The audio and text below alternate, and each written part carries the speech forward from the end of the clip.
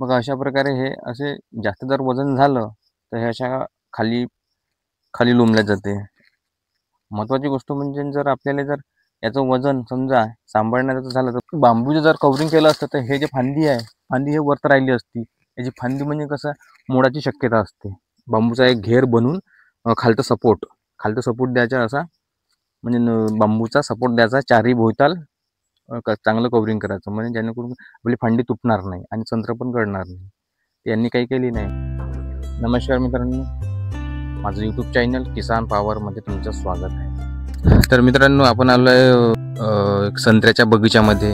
तर इथे आपलं हे बरेच वर्ष झाले याची फाली करत आहे आणि या शेतामध्येच राहत आहे. तर विचारून यांना म्हणजे फारशी म्हणजे जाणकारी आहे या संत्र्याबद्दल, झाडाबद्दल, तर आपण जाणून घेऊया. नमस्कार काकाजी. नमस्कार. तुम्ही तुमचा परिचय द्या. मी वासुदेव कंगाली बोलून राहिलो आहो.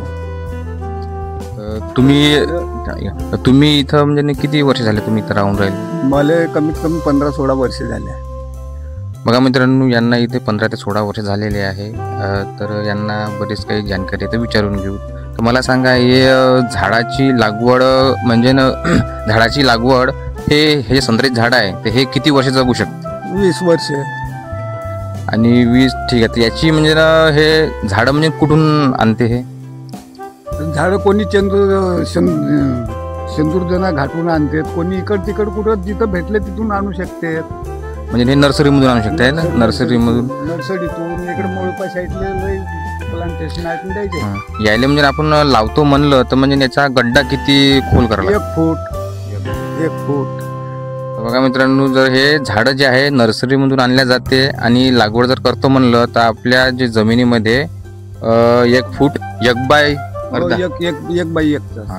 1चा गड्डा करायचा. आणि त्याच्यानंतर याची वेळ म्हणजे अंतर किती ठेवायचं? लावते कोणी 12 हातावर लावते. आपण 12 बाय म्हणजे 10 हातावर लावून आहे ना. 10 बाय. बघा मित्रांनो, जर झाडाचं जर अंतर घेतो म्हटलं तर आपण 10 बाय 10 मध्ये आपण याची लागवड करू शकतो.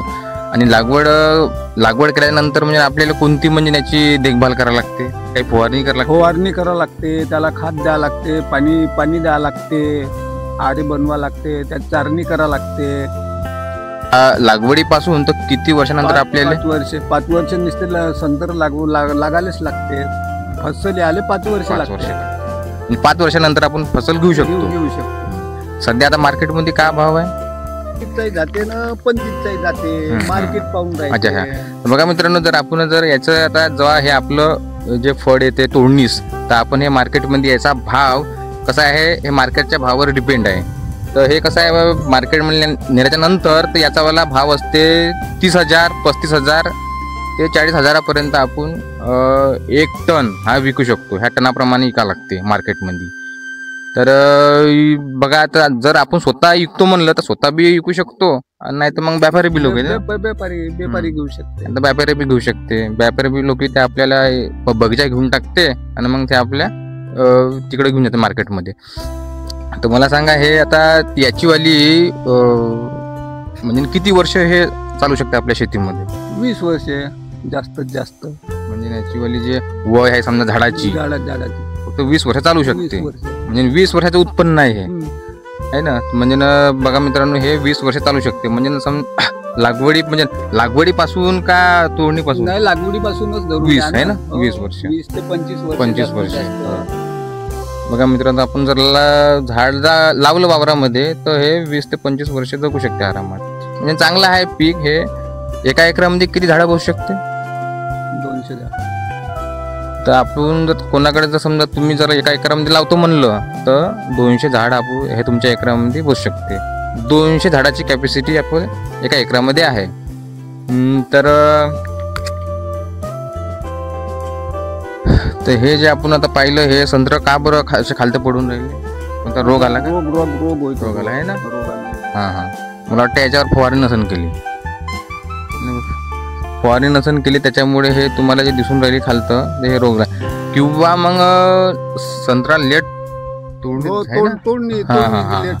लेट झाली. तर बघा मित्रांनो, कसं आहे, आपल्या झाडाले जास्तीत जास्त वेळ संत्रा जेव्हा आपला संत्रा तोडणीस आला तर तेव्हा तुम्ही तोडून घ्या. नाही तर मग काय ते संत्रा जे आहे ऑटोमॅटिक खालतं पडून राहिले. जसं मी आपल्या व्हिडिओमध्ये तुम्हाला सांगितलं, तुम्हाला दाखवलेलं आहे, ते संत्रा बिलकुल सडा आहे, बिलकुल सडा पडला, एक एक एक एक पडून राहिलं. तुम्ही असं हात बी लावला तर ते गरून पडून राहिलं. तर हे कसं आहे, संत्रा झाडाले आपलं जे पकलं ते लवकर तुम्ही म्हणजे तोडून घ्या, नाही तर मग ते असे सडा पडून जाते. म्हणजे त्याचं नुकसान समजा आपलंच आहे. ते तोडणी लेट झाल्यामुळे ते ह्या गोष्टी झालेल्या आहेत.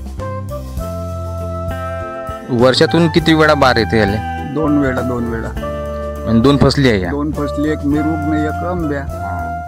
दरवर्षी येते का असं झालंय कधी? नाही, आंब्या हमकाच फुटते, पण मिरूग काही खास नाही आहे. म्हणजे मिरूग ह्या जो आहे, मिरग्याचा जो बार आहे, फुटून म्हणजे काही गॅरंटी काही नाही? गॅरंटी नाही. पण आंब्या फुटू शकते. हमकाच आहे. हा हमकाच आहे ना. ह्या कोणता आंब्या हवे? बघा मित्रांनो, ह्या आंब्या बहार आहे. ह्या आंब्या बहार येते, पण मिरग्यात जो बार आहे तो फुटन म्हणून काही गॅरंटी नाही. पण तरी पण फुटू शकते. म्हणजे झाडाचं जर तुम्ही संगोपन चांगलं केलं, फवारणी, त्याचं पालन पोषण वेगळं तुम्ही चांगलं केलं, तर ते फुटू शकते थोई. म्हणजे वर्षाच्या 2 फसली आहे. ह्या चांगलं उत्पन्न आहे. तुम्ही पण लावा. हा नागपूर जिल्हा आहे, संत्र्यासाठी प्रसिद्ध आहे. तर बघा मित्रांनो, आपल्याला हे चांगली माहिती मिळालेली आहे. जर इच्छुक असाल लावा तुमच्या म्हणजे शेतीमध्ये, तर तुम्ही लावू शकता. तिकडे MP झालं, कर्नाटक झालं, तिकडं याचं उत्पन्न चांगलं आहे.